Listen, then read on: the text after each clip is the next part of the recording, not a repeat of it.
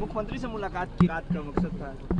देखिए, मुलाकात का विषय बिहार में चल रही योजनाओं को लेकर तो था ही। हमारे मंत्रालय के भी एक दो विषय थे जिसको लेकर मुख्यमंत्री जी से चर्चा हुई, पर सबसे महत्वपूर्ण विषय आज की तारीख में जिस तरीके से बंगाल में बिहार के छात्रों के साथ जिस तरीके से बर्बरता की जा रही है, बिहार फर्स्ट बिहारी फर्स्ट के माध्यम से मैंने हमेशा इस विषय को उठाने का काम किया कि दूसरे राज्यों में किस तरीके से बिहारियों को अपमानित किया जाता है। ऐसे में ये एक ऐसी शर्मनाक घटना जिसका वीडियो पिछले 2 दिन से वायरल हो रहा है, जो कि अंदर तक आपको पीड़ा देती है कि आज भी क्षेत्रीयता के नाम पर इस तरीके से बर्ताव किया जाता है।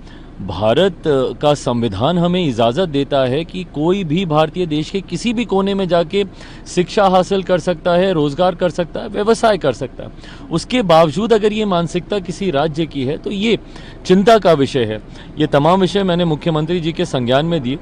इस बात की चिंता मेरे लिए और ज़्यादा बढ़ जाती है कि कई ऐसे दल हैं जो उन्हीं के साथ गठबंधन में है। वेस्ट बंगाल की सरकार जिस दल की है, टीएमसी के साथ गठबंधन में इंडी अलायंस ये लोग बना रहे हैं। नेता प्रतिपक्ष इस मामले पे खामोश रहते हैं, इस पर वो कोई बात नहीं करते। क्या वो बताएंगे कि जिस दल के साथ वो गठबंधन में हैं, वही दल के लोग किस तरीके से अपने ही लोगों पर, बिहारियों पर लाठी चला रहे हैं, गाली गलौज कर रहे हैं।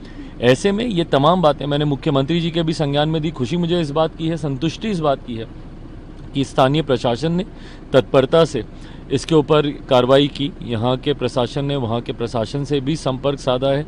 मुख्यमंत्री जी खुद व्यक्तिगत तौर पर इस विषय की मॉनिटरिंग कर रहे हैं। मुझे उम्मीद है कि उन बच्चों के साथ न्याय होगा। तेजस्वी यादव ने कहा है कि हमने बात किया था तब जाकर कार्रवाई हुई। तेजस्वी यादव ने कहा है कि हमने ममता बनर्जी से बात की तब जाके वहाँ कार्रवाई हुई, नहीं तो अभी तक कार्रवाई भी नहीं। हाँ, और उन्हीं के साथ वो गठबंधन में भी हैं। इस बात का तो जवाब देना, क्या वो ऐसे लोगों के साथ गठबंधन में रहेंगे जो लोग इस तरीके से बिहारियों पर ही अत्याचार करते हैं? ऐसे में आपका मॉरल ग्राउंड आपको लेने की ज़रूरत है, नैतिकता इसमें आधार बनने की ज़रूरत है कि भाई जो लोग इस तरीके से, इस तरीके की मानसिकता, आप उस वीडियो को सुनिए किस तरीके की भाषा का वो इस्तेमाल कर रहे हैं। वो पूरी तरीके से क्षेत्रवाद की वजह से कि क्योंकि वो लोग बिहारी हैं उनके साथ ये किया गया, ये कहीं से बर्दाश्त नहीं किया जा सकता। जमीन सर्वे और स्मार्ट मीटर को विपक्ष बड़ा मुद्दा बना रहा है। चिराग, क्या लगता है नुकसान झेलना पड़ेगा चुनाव में? कोई नुकसान नहीं झेलना पड़ेगा, ये लोगों की भलाई के लिए ही है। वंस एंड फॉर ऑल जमीन विवाद को लेकर डॉक्यूमेंटेशंस को के रिकॉर्ड्स को सेट करना ये भी सरकार की ही जिम्मेदारी है।